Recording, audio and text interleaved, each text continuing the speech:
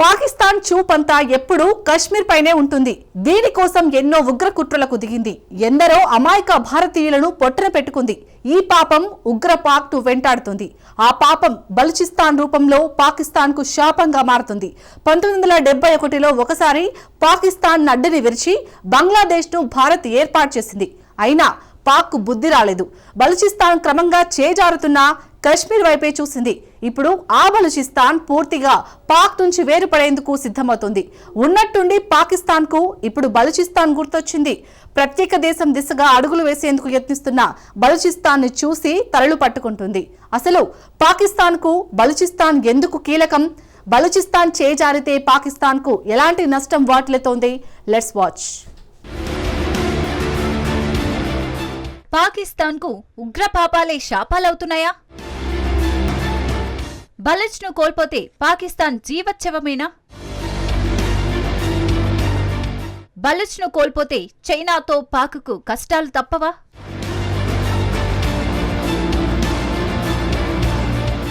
ప్రపంచంలో చాలా మందికి బలూచిస్తాన్ ఓ మిస్టరీ. మ్యాప్లో ఉన్న ఓ పేరుగానే తెలుసు. కానీ పాకిస్తాన్కు మాత్రం అదే బలూచిస్తాన్ ఇప్పుడు పీడకలలా మారింది. బద్దలవ్వడానికి సిద్ధంగా ఉన్న బాంబు లాంటిది ఈ ప్రాంతం.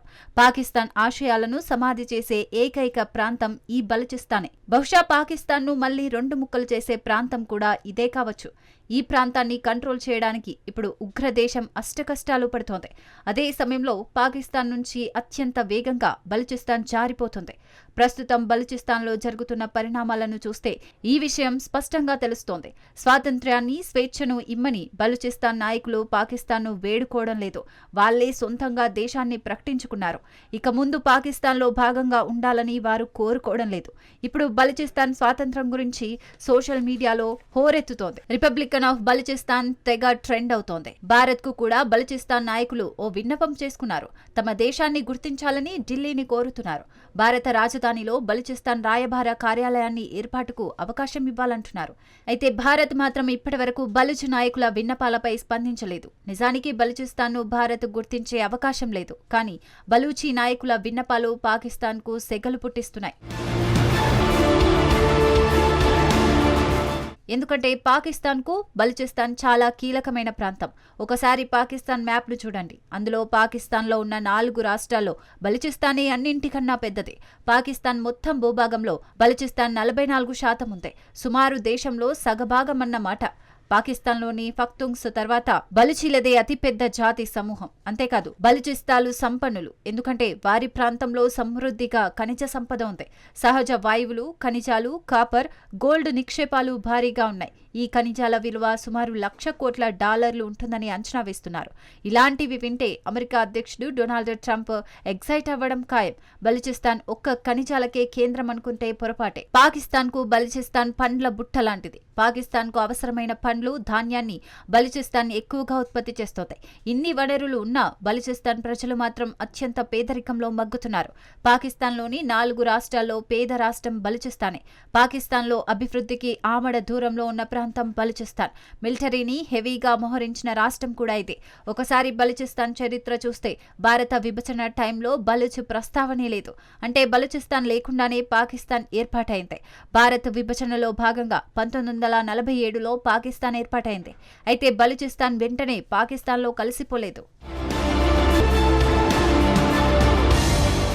బలూచిస్తాన్ను కలుపుకోవడానికి పాకిస్తాన్కు ఏడాది పట్టింది. అంటే 1948లో బలవంతంగా మిలిటరీని పంపి బలూచిస్తాన్ను కలుపుకుంది. అప్పటి నుంచి బలూచిస్తాన్ ప్రజలు అత్యంత క్రూరంగా, పాశవికంగా పాకిస్తాన్ అణిచివేస్తోంది. వేల మంది ప్రజలు అదృశ్యమయ్యారు. ఉద్యమకారులను పాకిస్తాన్ సైన్యం హింసించింది. దాదాపు సగానికి పైగా బలూచిస్తాన్ పాడుపడిపోయింది. అయితే దీని గురించి మాత్రం ఎవరూ బహిరంగంగా మాట్లాడడం లేదు. నిజానికి బలూచిస్తాన్ అంటే పాకిస్తాన్ నిత్యం భయపడుతోంది. తిరుగుబాటుదారులు దాడులకు పాకిస్తాన్ భయపడడం లేదు. మరి బలూచిస్తాన్కు ఎందుకు పాకిస్తాన్ భయపడుతోంది? అంటే ఒకవేళ పాకిస్తాన్ నుంచి బలూచిస్తాన్ విడిపోతే ఉగ్రదేశం అన్నింటినీ కోల్పోతుంది. ఇప్పుడు పాకిస్తాన్ మ్యాప్ను మరొకసారి పరిశీలించండి. పాకిస్తాన్ రాష్ట్రాల్లో అరేబియా సముద్ర తీరం ఎక్కువగా ఉండేది బలూచిస్తాన్దే. తీర ప్రాంతం కారణంగానే బలూచిస్తాన్పై డ్రాగన్ కంట్రీ కన్నేసింది.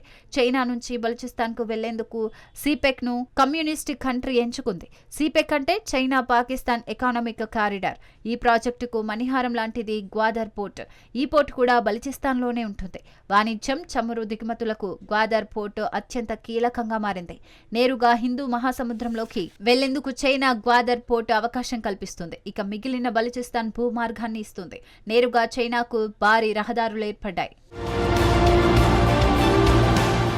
అందుకే పాకిస్తాన్కు బలూచిస్తాన్ అత్యంత కీలకంగా మారింది. ఒకవేళ బలూచిస్తాన్ అనేదే పాకిస్తాన్ నుంచి తప్పుకుంటే చైనా చేపట్టి సిపెక్ ప్రాజెక్టు మృత కళేభరంతో పోల్చవచ్చు. బలూచిస్తాన్ను కోల్పోతే పాకిస్తాన్ గ్వాదర్ పోర్టు పోతుంది. పైగా అరేబియన్ సముద్రంలోకి వెళ్లే అవకాశం కూడా పరిమితంగా మారుతుంది. పైగా చైనాతో ఉన్న పాకిస్తాన్ సంబంధాలు తీవ్రంగా దెబ్బతింటాయి. పాక్ను చైనా టార్గెట్ చేసే ఛాన్స్ ఉంది. ఇరాక్, ఆఫ్ఘనిస్తాన్తో ఉన్న సరిహద్దులను పాకిస్తాన్ కోల్పోవాల్సి వస్తుంది. ప్రాంతీయంగా పాకిస్తాన్కు చెందిన పలు అంశాలు బలూచిస్తాన్ పైనే ఆధారపడి ఉన్నాయి. బలూచిస్తాన్ను కోల్పోతే పాకిస్తాన్ తన ప్రభావాన్ని కూడా కోల్పోవడం ఖాయం. ఇక్కడ భూ సంక్షోభం మాత్రమే సమస్య కాదు. బలూచిస్తాన్ సహజ వనరులు కూడా పాకిస్తాన్ కోల్పోతుంది. బలూచిస్తాన్లో షూయి గ్యాస్ క్షేత్రాలున్నాయి. ఇక్కడి నుంచే పాకిస్తాన్కు అవసరమైన గ్యాస్ సరఫరా అవుతోంది. ఆ తర్వాత ఖనిజాలను కూడా ఉగ్రదేశం పోగొట్టుకునే అవకాశం ఉంది. పాకిస్తాన్ ఆర్థిక వ్యవస్థలో బలూచిస్తాన్ వాటా కీలక పాత్ర పోషిస్తోంది. ఇక్కడ మరో కీలకమైన విషయం కూడా ఉంది. ఒకవేళ బలూచిస్తాన్ను కోల్పోతే పాకిస్తాన్ సంపదను కోల్పోతుంది, రుణాలను మాత్రం మోసుకుంటుంది. ఇప్పటికే ఆ దేశం పూర్తిగా అప్పుల ఊబిలో కూరుకుపోయింది. చైనా రుణాలు, సిపెక్ ప్రాజెక్టు పెట్టుబడులను పాకిస్తాన్ చెల్లించాల్సి ఉంటుంది. ఈ పరిణామాలన్నింటినీ పక్కన పెడితే పాకిస్తాన్ను వేధిస్తున్న సమస్య జాతీయ ఐక్యత. దేశంలో సగ భూభాగం కోల్పోతే పాక్పై భారీ దెబ్బ పడే అవకాశం ఉంది. ఈ విషయం రావల్పిండికి తెలుసు. అందుకే దశాబ్దాలుగా బలూచిస్తాన్లో తిరుగుబాట్లను ఉక్కుపాదంతో అణిచివేస్తోంది. కానీ ప్రతిసారి పాకిస్తాన్ ఆర్మీ విఫలమవుతోంది. గత కొన్నేళ్లుగా పాకిస్తాన్ ఆర్మీ భారీగా దాడులను ఎదుర్కొంటోంది. ప్రధానంగా పాకిస్తాన్ ఆర్మీని బిఎల్ఏ టార్గెట్ చేస్తోంది.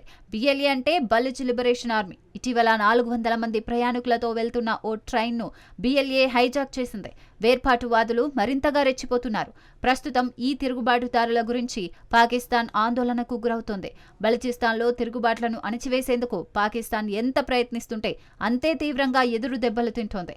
అసమానతలు, అన్యాయాలు, కనిపించని ఐక్యత వంటివి బలూచిస్తాన్ను రగిలిస్తున్నాయి. మొత్తంగా పాకిస్తాన్తో తాడో పేడో తేల్చుకునేందుకు బలూచిస్తాన్ ప్రజలు సిద్ధంగా ఉన్నారు.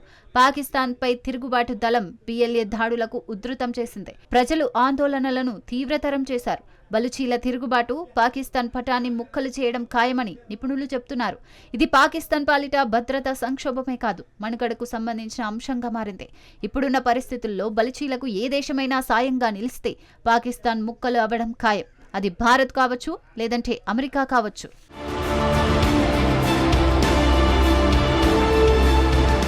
పాకిస్తాన్ పాలకులు మాత్రం దేశం ముక్కలవుతున్నా పట్టించుకోవడం లేదు. అందని ద్రాక్షలా ఉన్న కాశ్మీర్ కోసం పగటి కలలు కంటున్నారు. కాశ్మీర్ను సొంతం చేసుకోవాలన్న ఆరాటంలో బలూచిస్తాన్ను వదులుకుంటున్నారు. కాశ్మీర్ తమ జీవనాడిగా చెప్తున్న పాకిస్తాన్ ఆర్మీ గుండెలాంటి బలూచిస్తాన్ను కోల్పోతున్నారు. జీవనాడి లేకపోయినా మనిషి బతకొచ్చు, కానీ గుండెకాయ లేకపోతే బతకలేడన్న విషయాన్ని పాక్ ఆర్మీ ఎప్పుడు తెలుసుకుంటుందో మరి.